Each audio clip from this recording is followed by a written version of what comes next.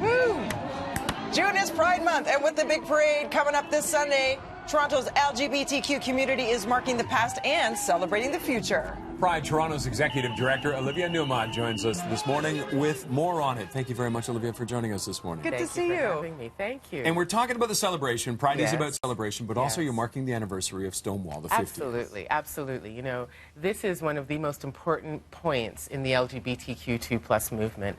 Really, the fight for rights started in 1969 in New York and then spread across the world globally. And you can see from that one riot basically became a kind of world-changing event. And so this year is its 50th anniversary, and so we're marking it in a variety of ways throughout Pride Toronto this weekend, and we have throughout the month. What are some of the things you'll be doing?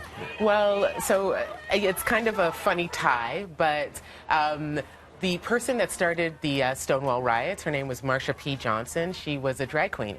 Amongst other things, that was what she loved most. And so the way we're marking it is by engaging almost every drag queen that works in the city to basically populate the festival weekend throughout the city. They're performing on different stages. Of course, we have a massive event on Sunday that celebrates them.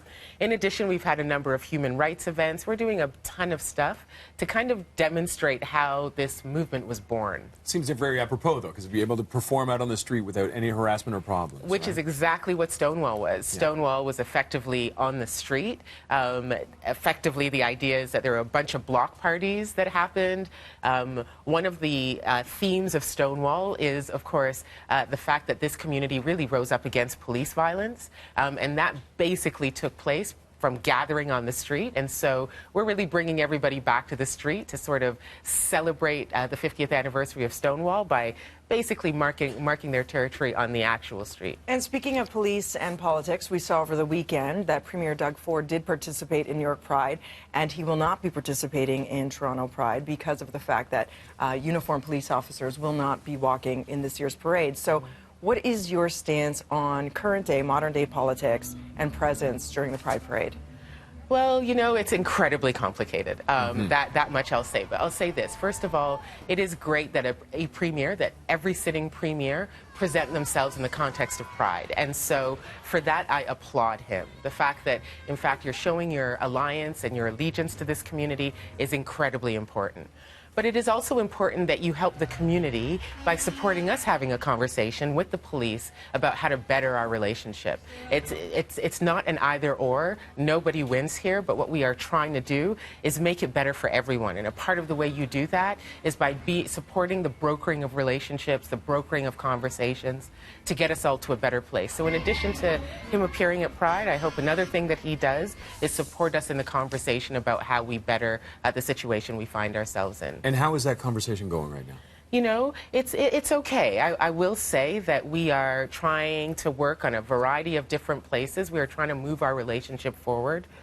Both of us want to do that, and so we will continue to work to do that. But we are also saying that there's a problem here. We saw this with Bruce MacArthur. We see this with what has happened in the streets in the last 2 years. We have a significant problem here with building our relationship with the police in the long term, with making sure that our relationships are grounded in something much more real than just parading in parades.